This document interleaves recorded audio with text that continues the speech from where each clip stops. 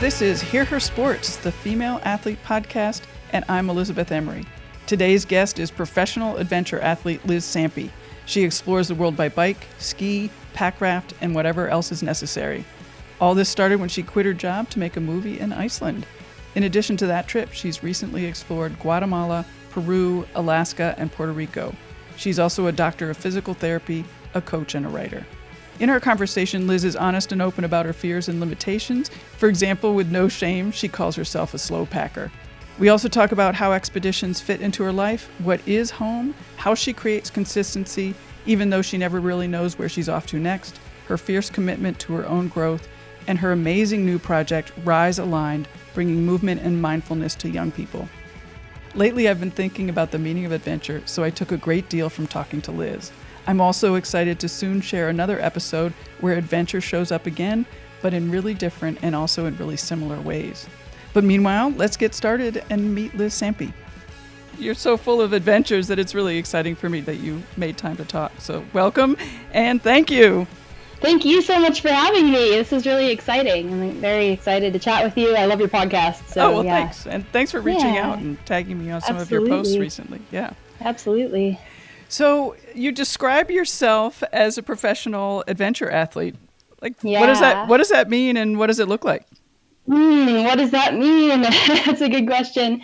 So for me, adventure sports are things like, mountain biking, rock climbing, pack rafting, things like that in the mountains. And so what I spend most of my time doing is creating my own multi-sport expeditions around the world, and then I get support for them through sponsors.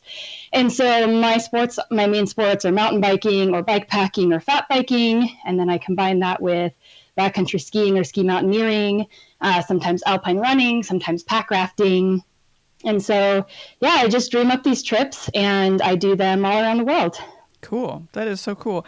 So you do all those different sports. Mm-hmm. One of the quotes that I really like was, I was quitting my job and going to Iceland to be in a movie. Yeah.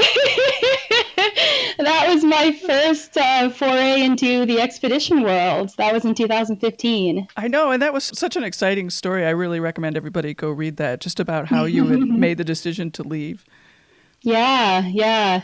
It was a pretty crazy time, but I feel like that had been kind of coming. I had been getting the feeling that it was time to shift in my life.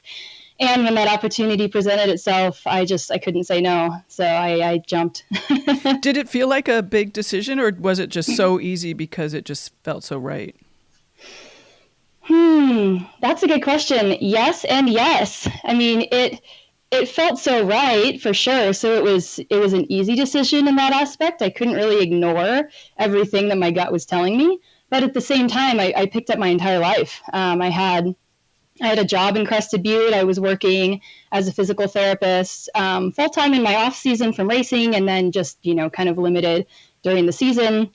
And I had a boyfriend. I had a house that I was renting, and I basically had the perfect life, by anybody's standards. I really had it made. And Crested Butte, Colorado is an amazing town. I was racing. I was fully supported for racing. And so picking up and leaving all of that was definitely a really big decision. But at the same time, it was like I couldn't not do it, What was the attraction of making that decision? Well, so the biggest thing about going to Iceland to ride for this film was just really kind of opening my eyes to what was possible.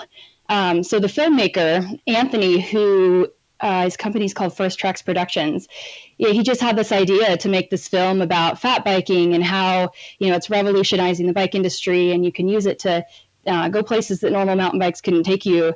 And he just had this idea to dream up this project for this video, to take athletes around the world to ride in these beautiful places. And he got it supported and he made it happen. And it just kind of made me realize, like, holy crap, like the sky's really the limit, just creativity and learning some skills and just going for it. So for me, that was the biggest shift, and the biggest thing that catalyzed out of that trip was just that kind of world of infinite possibility. And so, since then I've been designing my own expeditions and executing them, getting sponsor support for those.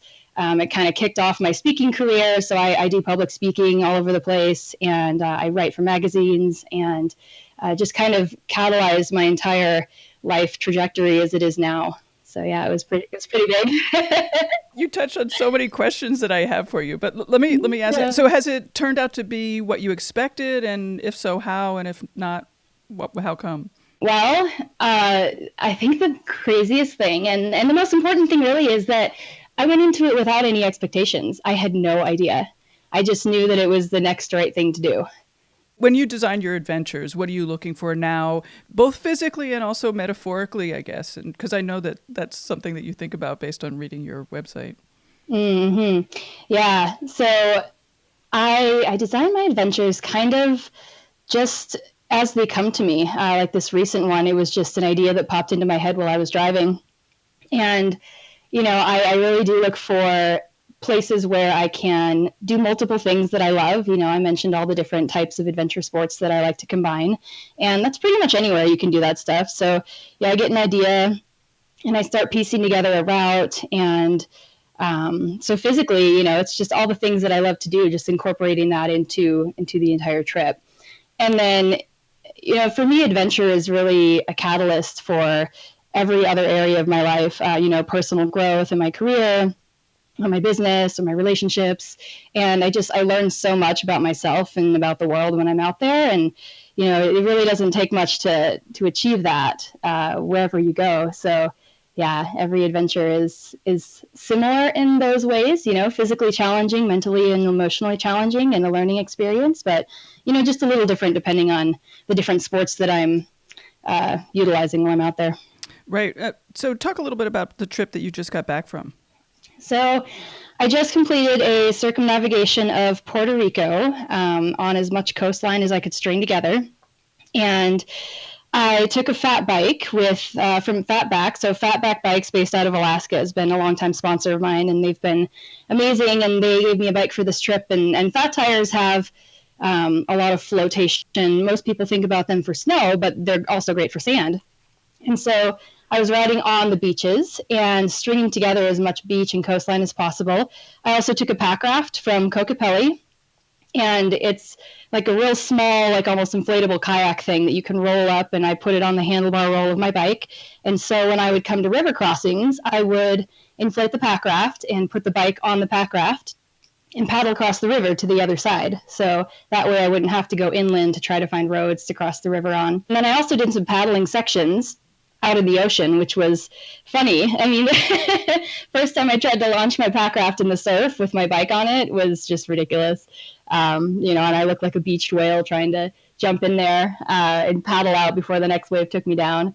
So that's, I did a lot of paddling stretches on the ocean, which was a little scary because I'm not an ocean person. I'm not real familiar with that stuff. But I did it, and I was camping along the way just on the beach. There's a lot of beautiful secluded beach in Puerto Rico, so I would make camp. And then I also have friends on the island, so I stayed with a couple friends along the way as well. And the biggest point of the trip was not so much the expedition itself, but I was also there helping some friends with some hurricane relief work that they've been doing, and just trying to bring awareness to the situation in Puerto Rico that's still happening 6 months after Hurricane Maria blew through. So that's kind of the nutshell version of that. Right. Again, my God, I have so many questions. So tell me a little bit about what you saw in Puerto Rico and sort of maybe what stood out as the work that needs to be done still. So the thing that really surprised me is a lot of people in the coastal towns, like even the really touristy towns like Rincon, which is a world-renowned surf town, don't have basic things like power and water still. I stayed with a friend who owns a yoga, surf, adventure retreat, hostel type thing. And her place was completely destroyed by the hurricane. And she and her partner have rebuilt it, but she still doesn't have any water. So she can't really run her business. And the fact that this is happening 6 months after was just crazy to me. I knew that up in the mountains, in the remote areas, some of this was going on, but I didn't expect to see it in the tourist towns and in the more populated areas along the coast. And the other thing that was really eye-opening is just that aspect of people aren't able to run their businesses. A lot of Puerto Rico's economy was based on tourism, And because of that, their savings are running out. They're running out of money. They're not able to give people jobs. So people that work for them can't work. And a lot of people are or have already taken off to the US so that they can find work. And it's pretty sad because that's their home. Latin culture is very home and family and community oriented. And a lot of families and communities have been split up by some of them having to go to the US to find work, whereas others are staying to try to rebuild life in Puerto Rico. So the biggest thing right now that I saw that was eye-opening is just the fact that a lot of people can't run their businesses, a lot of people can't work. So, Puerto Rico really does need tourism right now for sure. And it's still an amazing, beautiful place. And, the people that come just need to be a little understanding of the situation that's still happening there and maybe do what they can to help if they're traveling to the area. Right. But this is the longest blackout in U.S. history. I mean, the town of Isabela, I was driving through there. I have a friend that lives there, and he and I were driving down there at night when I was visiting him, and the entire town is black, and people are running their lights on generators. And so I don't know what it would take to get the power and the water running, but that's kind of the basic step, Right. I can't even imagine living with no water and power for 6 months. Oh, it's crazy, and people are getting sick from drinking contaminated water. I have a friend that had water for about 3 days and it was brown. Right. So yeah, it's difficult, and there's a lot more plastic bottle consumption than there ever was down there. And so that's becoming an issue as well, and not having the resources to deal with that. And it was a pretty eye-opening experience being there. And I was there a year ago as well, so I got to see it before the hurricane and then after. Interesting. Mm-hmm. Yeah. And you did this trip solo. Mm-hmm. So what's it like for you to do these solo trips? And do you have any thoughts about that? Yeah. So this was actually my first solo expedition. Oh, so okay. I've done a lot of travel solo, but this was, and a lot of obviously shorter things solo, big mountain bike trips or ski days or whatever. But this was my first kind of larger scale expedition that I've ever done solo. And everybody that I met, was like, "Oh, it's dangerous. Aren't you afraid?" And how do you do all this stuff on your own? How do you carry all this stuff? And really the answer is no, I'm not afraid. I mean, everybody that I've met has been just incredible to me. Has taken me in.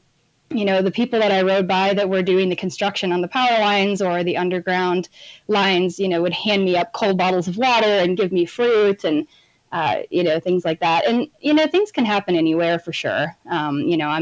I'm certainly not stupid. I don't go wandering down the back alleys of San Juan by myself at night, these types of things. But yeah, whenever I'm traveling alone, I just use the same precautions that I would when I'm here in the U.S. and, nothing bad has ever happened. And I just meet wonderful people all over the world. And I really like doing the expedition solo because everything depends on me. Everything that goes right, everything that goes wrong, everything going through my head, all the decisions I make, it's just me. And, that was a different experience for me on expedition. So yeah, it was really interesting and fun. Do you think that your sense of who you are and your sense of identity has changed doing these big adventures, and particularly now that you've done this one solo, like being able to take care of yourself and knowing that you can do it? Yeah. And it's something that I've built over the years. I've always kind of had this adventure lifestyle, and I started playing in the big mountains of Colorado when I was 17. I moved to Colorado immediately after graduating high school, and first thing I did is took an Avi 1 course and learned about backcountry avalanches and started playing in the mountains. And so I've been building this over time, and for me that's been the biggest thing, is just building these skills and this confidence gradually. And I forget who said this. I think it was maybe Tony Robbins or something, but it's the quote is, "Confidence is the memory of past successes." So, each time that I have even a little success, I take that and I hold on to it, and I file it away and I build on it. And I've certainly had my share of failures as well. And doing these big expeditions tests me in every single way. And, whether when you're doing them with a partner and you've got that relationship dynamic as well with a teammate, that's potentially difficult, and you find out who you are when you're interacting with another person in those environments. And man, when you're by yourself and something goes wrong and the only thing you can do is look in the mirror, you really found out who you are. the biggest thing for me that I've learned overall is that, I'm a person that is fiercely committed to my own growth in every way. And, I keep that in mind every time I'm out there and I slip up and I'm like, all right, I'm growing, I'm learning, I got this. Do you have an example of a test from this recent trip? Oh my God. Yeah. So the first day, I'm working out the kinks or whatever in my system, and I'm a really tiny person. I'm barely 5'2", and so I have a really tiny bicycle. And because of that, when I'm traveling by myself, I have to put everything on my tiny bicycle's frame. So, the tent, the stove, my packraft, my paddle, my clothes, everything is on my bike. And so for me, the adjustment of all of my gear takes some time to dial in, and it's a little different with every trip. So on day one, I'm riding along and I'm, having to stop a lot to adjust my gear because something's rubbing on the tire or the bike's handling funky because I've got the weight distributed wrong or whatever. And it took me a while. Oh gosh. And then I lost my sandal. I don't bring very much stuff or whatever. And I'm pedaling in running shoes in flat pedals, and I had these sandals strapped to the back of my bike, and I lost one. And I noticed, and I was like, oh no, I am not losing my sandal on a beach ride on day one. So I went all the way back, like 12 miles. Oh man. To find the sandal. Oh my gosh, and it was like, really? And so I turn around and I'm riding, and I'm finally on the coast, and I'm finally making some time. And I'm like, I just want to ride forever, And when I'm on my bike and I'm moving, I love it. So I'm riding, and I've passed this camp spot, or this thing that would make this amazing camp spot. And I look at it and I'm like, oh man, this is it, But then I looked at my watch and it was 4:30, and I was like, I got like 2 more hours I could ride before I really have to make camp. And so my ambition got the best of me, and I kept going. And I looked at my map, and I plan these trips kind of as I go, just looking at Google Earth. I use an app called Gaia GPS, to plan, to look at topos, things like that. And I kind of had my eye on this area of beach that I was like, okay, I could get there within an hour and set camp or whatever. So I kept going, and I get to this area, and it turns out this area was a national park, and it was gated off. And I arrived there at about 6:00 p.m. and everything was locked up. And, it was an area that was kind of more of a touristy town. So there were, the hotels and the golf courses and things like that. And so there wasn't a lot of just like secluded beach to camp on, which would have been fine if I had more daylight, but I was running out. And just then the skies unleashed and it started pouring rain on me. And it was dark and it was raining. And I was like, you have to be kidding me, What am I going to do? So I had nothing to do but keep going. I had a headlamp, but it wasn't like a really massive one. It wasn't very robust. It was just like a regular headlamp. But I put it on, and at that point, I can't ride on the coast because there's fencing. And so I'm on the road, and it's pretty busy, and I'm cruising along. And I was just like, I got nothing to do but ride. So kept going. And then after about an hour, I decided I was going to stop for a beer at a tienda, which is at like a little gas station. And yeah, I've been riding all day, and I was like, I just want to stop for a beer. Yeah, I was like, I just want a nice cold beer right now. Like, I got, I want to like figure out my next move while I'm sipping a beer. And, so I pull over and I'm sopping wet. It's like, in Puerto Rico, when it rains. And I'm just drenched. So I go into this tienda, I leave my bike against the window so I can see it. I get a beer. I go outside, I sit down on the, the little like walkway or whatever, and I just crack my beer. I'm drinking it, and it's still pouring on my head. And I really had this moment where I was like, oh, I'm such a screw up. Like, why didn't I stop earlier? Why didn't I tie my sandal down to my bike better?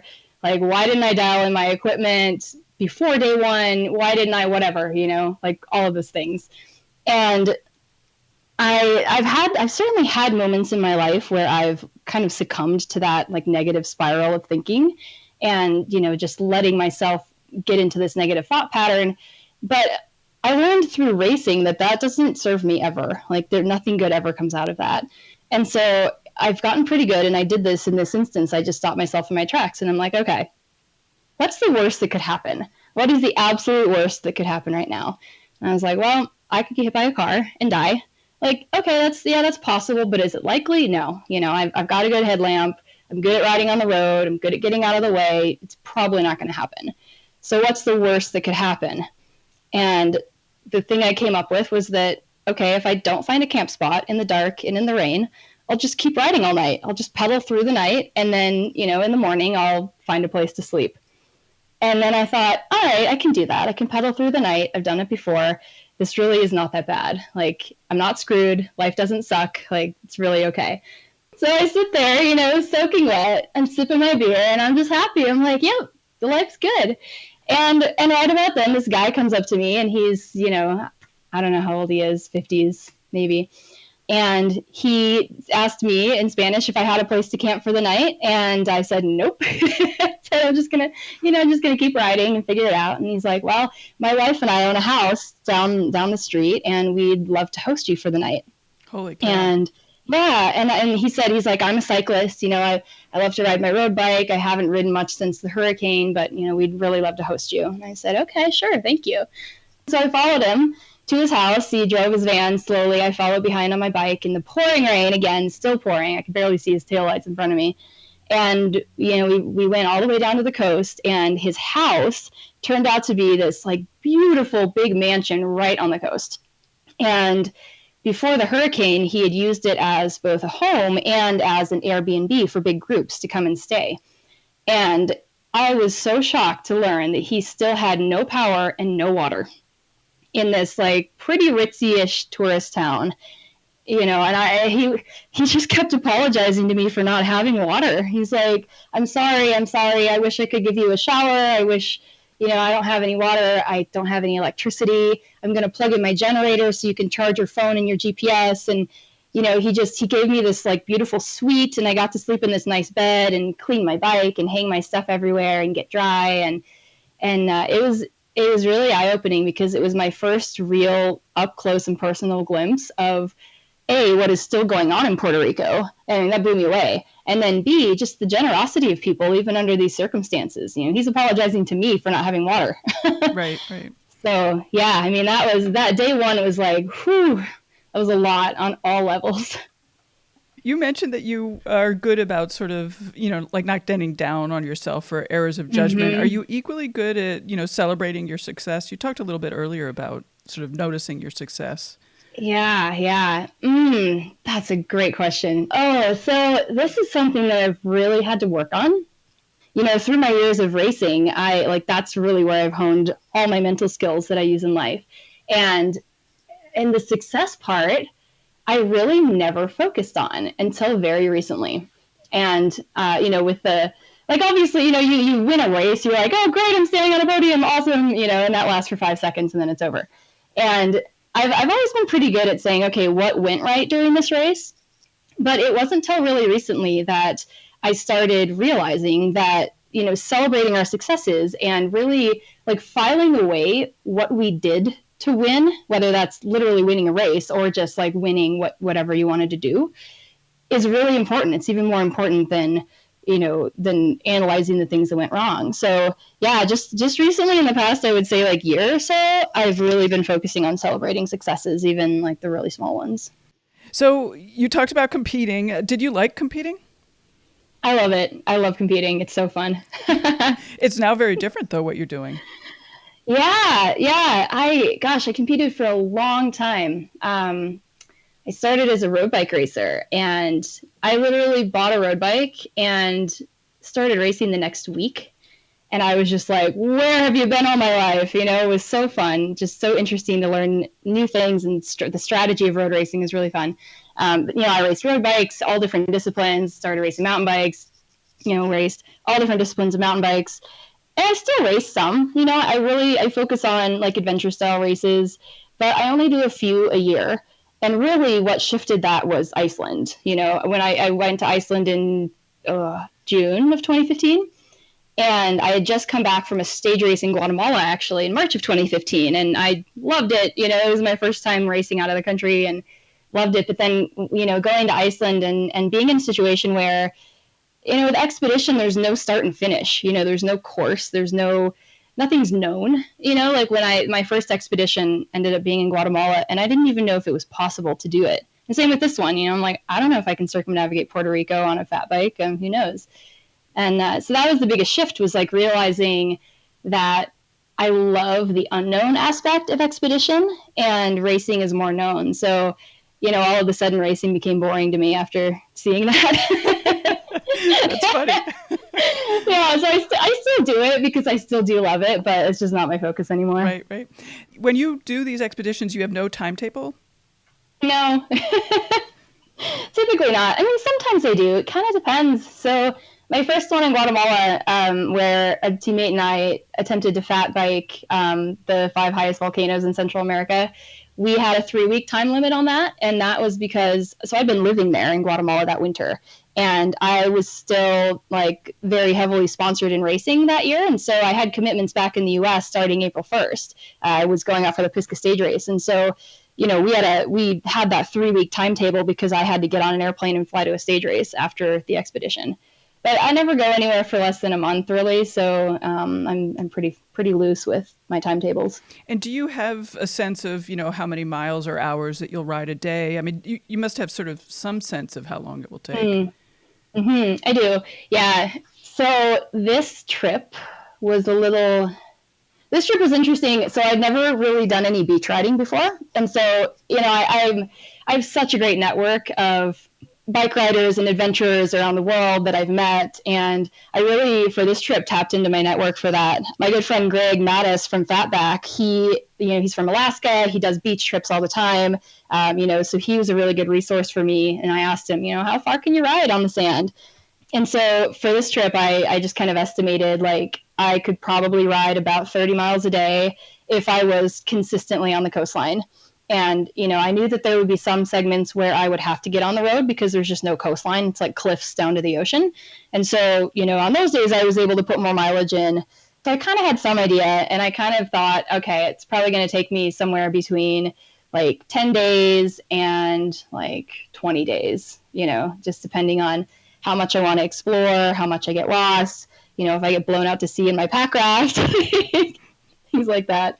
But I ended up being 14 days on the bike for this expedition. And then, I was in Puerto Rico for a month. So the rest of the time I was doing the hurricane relief work and visiting a couple friends. So yeah, I kind of ended up right in the middle of my estimated time. And in terms of navigation, do you, like before you get there, do you have some sort of mental map of the geography so that you don't sort of get yourself in trouble thinking, I can go this way and discover that it's a gigantic mountain between point A and point B?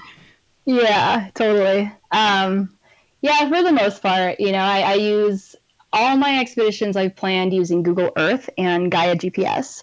So, on Google Earth is just amazing. It's such a great resource because you can really zoom in and you can see like, I think there might be a trail there, between the trees or whatever. So sometimes I get myself in trouble because I'll check things out and then they don't exist anymore. And then I have to turn around, In Peru, my teammate and I really depended on a lot of local knowledge from, these Incan people that were living in these villages. We were pioneering a whole new bikepacking route through the Andes. And so we looked at Google Earth and we'd plan like a few segments at a time. And, we knew kind of where the little roads were. But then those situations like I was just talking about where you see this tiny little line going across a mountain and you have no idea what it is. You just ride, you hit the village where you can see it from the town and you just ask people, Puedo pasar aquí con bici? Can I pass here with a bicycle? They say yes or no, basically, and then you kind of go from there. So, yeah, yes, in a way, Google Earth is really great for that. But then there are some times when you get somewhere and you realize that it's just not happening, and you do have to turn around, and that kind of sucks, but it's part of the game. Right. Yeah. So other than navigation and looking at Google Earth, how do you prepare for your trips? I figure out what sports I'm doing. So, which things I'm going to combine, and the biggest thing is I learn any skills that I don't have that I'm going to need. So for Alaska, the expedition I did there was bike packing and then pack rafting some pretty big Alaskan rivers that included some class 3 whitewater. And I'd never paddled whitewater my entire life. I'm terrified of water. Like deep rushing water is like my mortal fear. I don't know if I drowned in a past life or something. I don't know. I'm so scared of water, and for this expedition, I don't know how this evolved in this way, but our intention was to use a pack raft to do some river crossings, super mellow things. And then all of a sudden it evolved and it morphed, and all of a sudden we're running 6 days of class 3 whitewater. And I was like, oh, what happened? So, for that trip, I had to learn how to run whitewater, and that was scary. And, my teammate and I went to Alaska, and we spent a month there before the expedition, literally learning how to paddle. And I met this amazing woman named Jewel Harrell, who lives up in Alaska in McCarthy, and she's just this incredible packrafter. She's also my size. So she taught us essentially how to read the river. I didn't even know what an eddy was. I didn't know what holes were. She taught us all of those things, and she was absolutely instrumental in that trip being a success because, I didn't know how to run whitewater otherwise. So, the biggest thing in preparing is, okay, what do I want to do here? What are the things I need to do? What are the skills that I do have that I'll need to put into play here? And then what are the skills that I don't have? What do I still need to learn? So that's the biggest thing. And then also preparation, obviously you talked about the navigation and route finding. I just make sure that I have all the necessary components of gear, that my bike's gearing, maybe I'll change my drivetrain if I'm running like too hard of gears and I'm going to be riding in sand. I really want super easy gears. So I'll change my drivetrain over. Maybe like Peru, I had to pack everything. We were riding up around 16, 17,000 feet, camping around 14, 15,000 feet, and it was freezing. So having to pack all of those layers. And for me, I don't pack quickly. Like I am just one of those people that deliberates like, oh, do I need this? Do I need this? Do I need this? Maybe not. I pack and unpack 15,000 times. So a lot of it is just, dialing in the equipment that I'm going to need for it. And do you do training like strength or endurance or any of that kind of sort of typical training that you probably did for bike racing? Mm-hmm. I do. It's different though. Training for adventure is different than training for racing. And so, I used to train with a power meter and do really specific bike workouts, focused on the results I wanted in endurance racing. So now I don't do that. I don't really use any metrics. I have a Garmin where, I can track my heart rate and I'll look at it and be like, oh, cool, but I'm not focused at all on metrics anymore. And, it's more about, again, what do I need to do during this expedition and what skills do I need? So before Alaska, I did a ton of upper body work, like, push-ups. I did, I don't go to gyms really. I don't live anywhere. So it's hard for me to have a gym membership anywhere. And so all my training's body weight specific. I do a lot of plyometrics. I do a lot of high intensity interval training. I run a lot, and that's partially for my expeditions and partially because I have a dog who's, now too old to bike with me. So I run a lot with him and then just a lot of time on the bike. So yeah, I'm basically training all the time. But yeah, it's fun. I love it, and it's basically just anything that I'm going to need to do on that trip. I just incorporate into my training. Right. Is there anything that we would be surprised about that you need to be a good adventure rider? Anything? Okay. So, well, maybe this isn't so surprising, but for me, something that has been really important is the ability to eat anything. Yes. Yeah. And to eat nothing, honestly. Like, oh, that was really surprising. So I learned that there is just, when you're burning so many calories, you're on the bike all day, there's just no way you're going to put enough back in, to replenish your stores. And my expedition in Guatemala, I was hungry all the time. And as a racer, I was really calculated about what I was putting into my body during races and how many calories and what type of calories and, just like over scientific about it really, because that's what you need to do when you're racing. And, so on this expedition, my body's just wanting calories like every hour because that's what it's used to. And sometimes it's just not realistic because you just can't put that much in and you can't carry that much food. And sometimes in these countries I go to, there's just not a lot of food available. And so I've had to actually train myself to need less on the bike. And then when I do eat, it's just kind of whatever's available. So I've kind of developed this pretty hard, like rock hard iron stomach for just anything. And so that's been really important. Have you had to eat something that was like just really disgusting for you?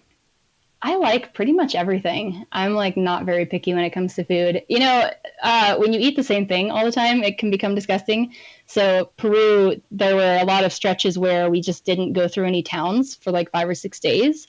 And, we didn't have any opportunity to buy food. So we literally lived on quinoa.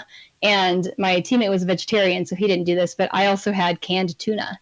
And when all you eat is quinoa and canned tuna for every meal for like 6 days, and then you're doing this for like 40 days, that becomes pretty disgusting. Yeah. Has there been anything that you've eaten in one of your adventures that just you loved? Well, Puerto Rico, oh man. The food in Puerto Rico is ridiculous. It's so, so good. I had the opportunity to stay with some friends and just some random people.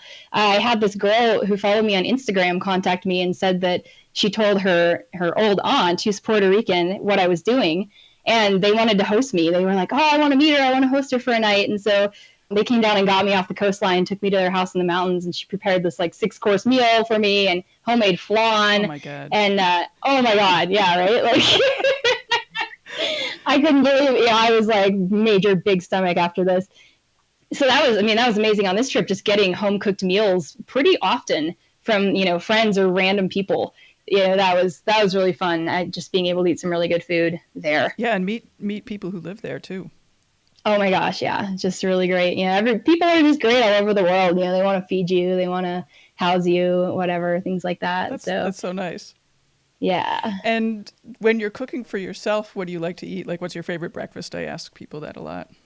My favorite breakfast is a breakfast burrito, but I rarely make that on expeditions. That would be a hard expedition food. Yeah, I know, right? I wouldn't have any room for anything else because of the burrito fillings. Right. I'm pretty boring actually on expeditions. I eat instant oatmeal. Yeah. It's probably pretty standard, but it does the trick. I do nut mix, like mixed in with oatmeal, so it kind of gives me some of that extra protein, extra fat. Like I try to be good at storing up my calories during breakfast, and then having those stores to be able to ride for the day on. And how are you training yourself not to eat on the bike? Just by not eating on the bike? Just by not eating on the bike. Yeah, it sucks. It really sucks. But yeah, just going for, long, like typically for me, like the way I used to be, I can ride for like 2 hours at any intensity and not need food. But then afterwards, I'm like, oh, I got to replenish my calories and whatever. And, so I started just going on longer and longer rides with like maybe just a pack of peanuts, and just stretching that little tiny pack of peanuts over a 6-hour bike ride. And, and the biggest thing is for me making sure that I'm mentally sharp, even though I'm depleted in fuel, because, you're mountain biking, you don't want to crash and hurt yourself, and you don't want to make bad decisions. And so, for me, I have to be even more mindful of that when I'm depleted. So it's been training for not eating on the bike, but then also just having that really like consciousness around, okay, I'm not fueled well. I also need to train to be able to ride this kind of terrain when I'm in this state. I think you've just discovered why I'm not going to do adventure riding. Yeah. Well, it depends where you go, like Puerto Rico, I had no shortage of food, but like the middle of Peru, I was like, I was definitely depleted. Right. So you just got to pick adventures that, suit your purpose and suit, your needs or your desires. Right. So this all sounds great. How are you making all of this work? And I'm asking that in a lot of ways, like just the financial aspect, certainly, which I want to start with, but also then I'd like to talk about like logistically, how are you making it work?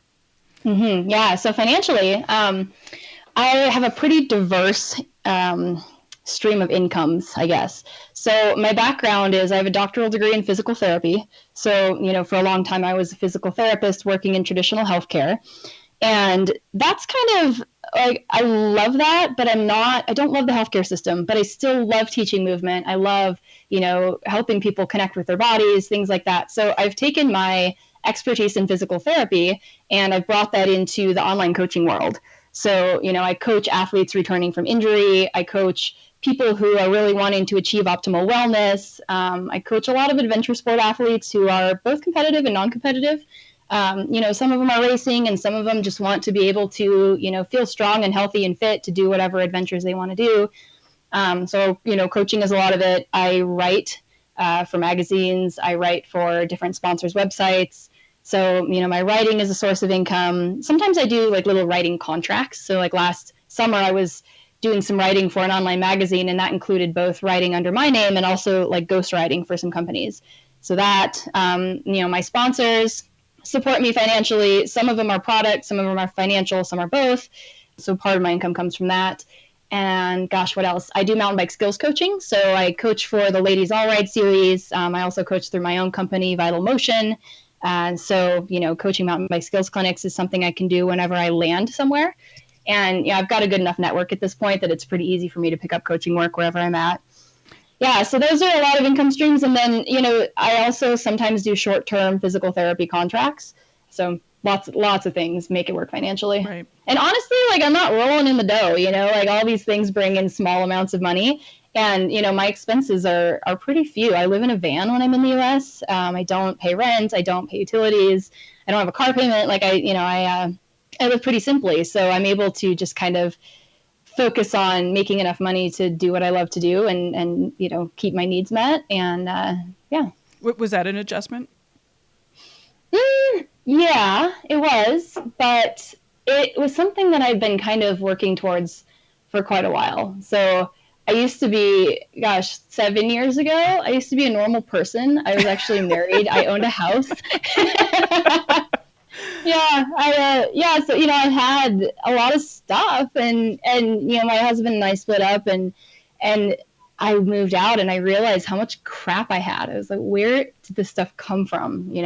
And so it's been 7 years of just paring all this stuff down and, just living more simply all the time. And then, in 2015, when I moved into my van, that was kind of all right, I'm already living with pretty minimal expenses and minimal needs. And now it's time to just really go for it.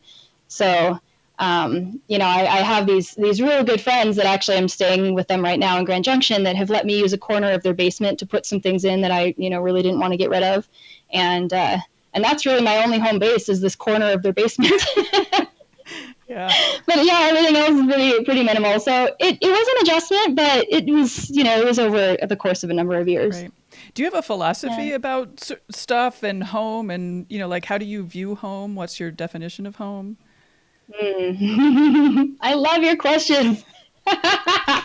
So good. So yeah, I mean, I tell people that I live nowhere and I live everywhere at the same time. And it's kind of a funny concept to grasp, but this is something that I've just kind of recently realized is that I really do feel rooted wherever I am. Yeah, I travel someplace and I completely fall in love with it. And I feel like I'm at home and I feel like I kind of put down little roots wherever I am. But then, I also just have the ability to pick up and leave whenever I want.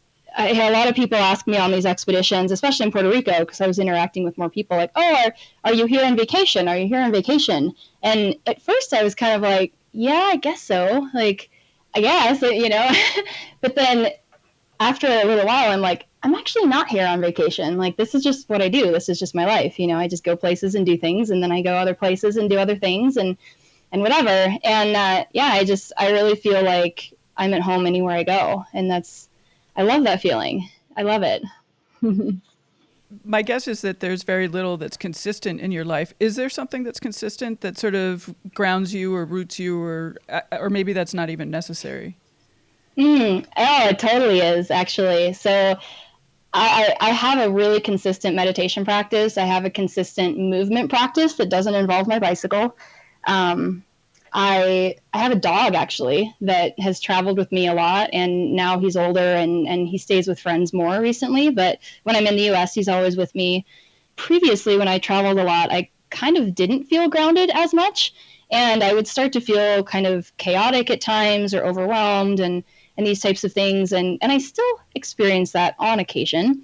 But, I have these grounding practices that I do just within myself in the space that I'm in and, connecting to the place, connecting to the earth. I mean, the earth is consistent, right? I'm always able to stand on the dirt, and I'm always able to breathe. Breathing's consistent, so it's these really little things that can actually make a really huge difference in feeling grounded wherever you are. So I've really tapped into that over this past year, and that's been pretty amazing. Have you been meditating consistently for a long time?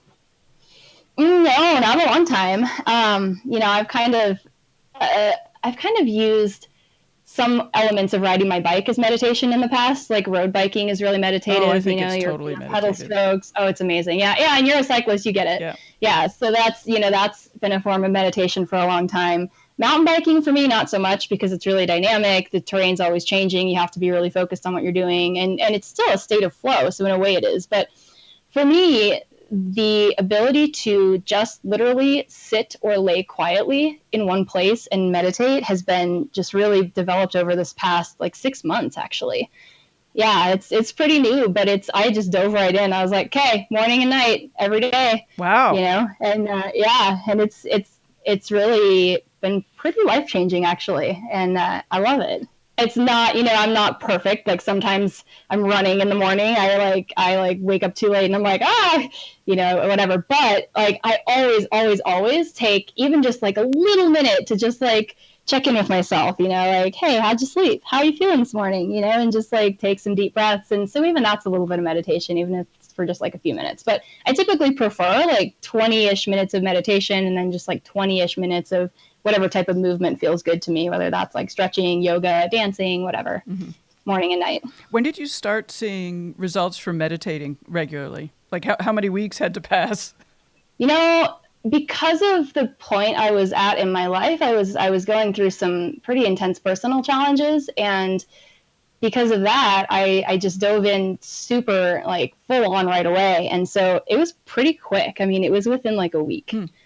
So yeah. And then, the more I did it, the more results I saw. So it can be pretty fast. It's just kind of how it's like anything, like if you decide to learn a new sport or a new skill and you just kind of dabble here and there and you're like, it might take a while. But if you just dive in and you're like, I'm doing this, like you can progress pretty quickly in anything. Right. Yeah. In the bios that you sent me, you mentioned that you're in the process of launching a nonprofit called Rise Aligned. Can you talk a little bit about that? It sounds really exciting. Yeah. Oh my gosh. I love this. I'm so excited. So this is actually, this came to me in a dream on an airplane about 1.5 years ago, on the way back from Peru. And it's based around a couple different things. It's based around the concept of alignment and movement. So as a physical therapist, as a coach, I've taught physical alignment for a long time, moving your body in ways that are the most efficient, the most effective, that's going to prevent injury, things like that. So I've been teaching physical alignment techniques to people for 10 years. More recently, over the past few years, I've really come to realize that alignment works in every single system. So, you create alignment in your body, you create alignment in your mind, with the things you want to accomplish, the skills you need to learn, create alignment in just kind of I guess you could call it your soul, or just, what resonates with who you are, and then creating alignment in your life. So essentially designing your life the way that you feel the most fulfilled, the most inspired, the way that you want to live. And that's different for everybody, right? But I feel like a lot of young people, kind of late high school, early college age kids, don't get this message a lot. They don't learn how to tap into their own intuition. They don't learn how to tap into just the things that they're passionate about, the way that they actually want to live their lives, what they maybe want to create in the world. Everyone asks like, oh, what do you want to do when you grow up? But, what about the question, who do you want to be when you grow up? Who do you want to be now? What do you want to create? And, so that's something that I'm really passionate about in myself and also just in bringing to the world. So, what Rise Aligned is really going to be about is teaching and not even so much teaching, but just facilitating an inquiry into alignment for young people. And so for me, that always starts in the body. So starting with movement, starting with connecting with your body. If your mind and your body are disconnected, if you're just not really grounded in your body, it's really hard to create alignment everywhere else in your life. So, teaching people movement techniques, teaching people mind-body connection, and then weaving in, messages about creating a life by design. Who do you want to be? What do you want to create? Things like that. Some of it is going to be just plain old movement teaching. So when I was in Puerto Rico, some of the things I did was I went around to patients, people that were in their homes and they hadn't had a lot of consistent medical care since the hurricane. And they haven't had any physical therapy or any movement training or anything like this. And so I was going in and I was teaching these people and their families how to help their person move in a way that's pain-free, in a way that's just going to be the most effective for what they need to do, things like that. If you're at a crossroads in your life, whether that's because you're a young person going out into the world or you're somebody who's been affected by a disaster or a personal tragedy, we have the opportunity to rise in our lives and, in our bodies. The best way to do that is just to create a life and a body that is in the most perfect alignment with who you are and how you're meant to move. That's so awesome. I was going to ask you what your advice for young people, but you certainly covered a lot of that. But is there anything else? Yeah.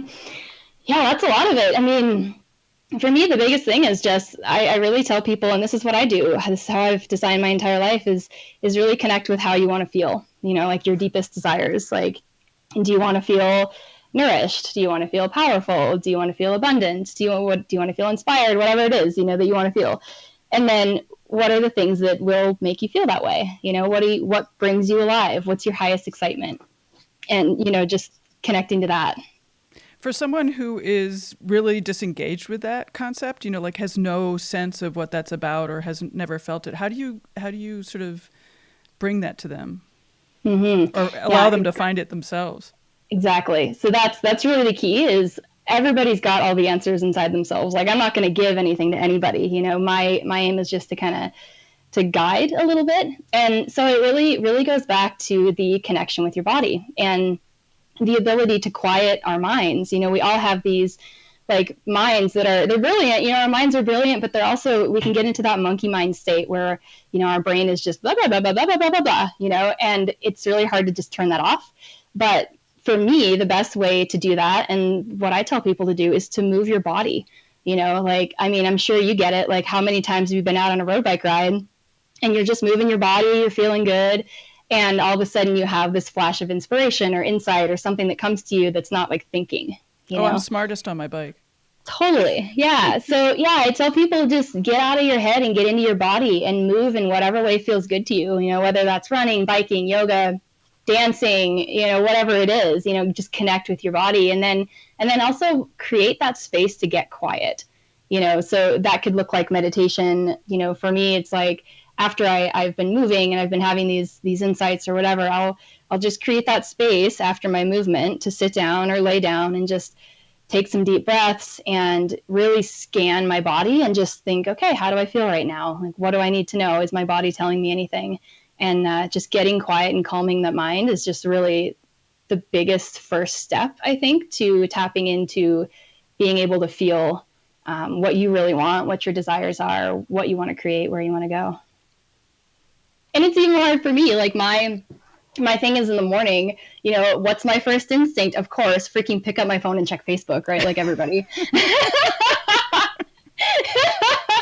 But, since my meditation and movement practice is so important to me, and I know that if I don't do it, I'm going to feel chaotic.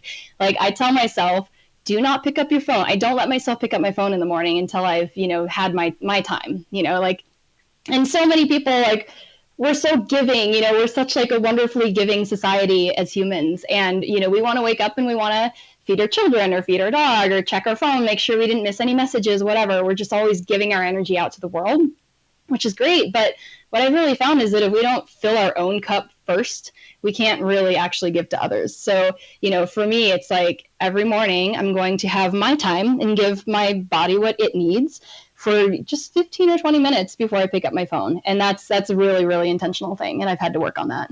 So that's cool. That's cool. It was hard. And I still have the urge to pick it up and be like, how many likes do I have on Instagram? Yep. But I resist. It's all training. It's all discipline. Exactly. Yeah. Is there anything else before we wrap up? I don't want to take up your entire day, which I could. I guess the biggest thing is, like, when I tell people about what I do and my adventures and everything, the first thing people say to me is, oh, I could never do that. Like, oh, I could never do what you do, or I'm not a pro, or I'm not whatever, and like what I tell them is like, I am not special. Like, I'm a farm girl from Minnesota, like I didn't grow up running up mountains. I didn't grow up like planning big expeditions in the wilderness. Like, I grew up on a farm in Minnesota, and just created what I've created because I've just followed my desires and followed my passions, and I've learned the skills along the way. And that's possible for anybody, like whether it's adventures, whether it's starting a business, building a house and starting a family, whatever, it's like everything seems so far away and unattainable, but all we really have to do is just take one step at a time. Like, what's the next right thing to do? And I wasn't born this way. I didn't get here overnight. Anybody can achieve whatever they want. It just starts with taking the first next right step. Well, thank you. That's great. That's beautiful. I love it. Thanks. I love it. Well, I would seriously be able to talk to you all day. I hope that we can have maybe another conversation. Yeah, absolutely. Anytime. Thank you so much for having me on. I really appreciate it. Oh, well, thank you. Thank you. Awesome. Have a great bike ride. Absolutely. Yeah, thank you so much. Have a really wonderful day. Thanks. Talk to you soon. Bye-bye. Bye. Thanks to you for listening. Tell your friends about the podcast. Spread the word about fantastic, strong women speaking up and doing amazing things. Please subscribe on iTunes and encourage people you know to do the same. It really does help more people find the podcast. There are some fun episodes already in the can, so keep listening. Thanks to Agnes Studio, the blog She Rides Her Bike, Gold Mines, and Leap Strategies for super support and partnerships. I'll be back in 2 weeks with another episode. Bye-bye.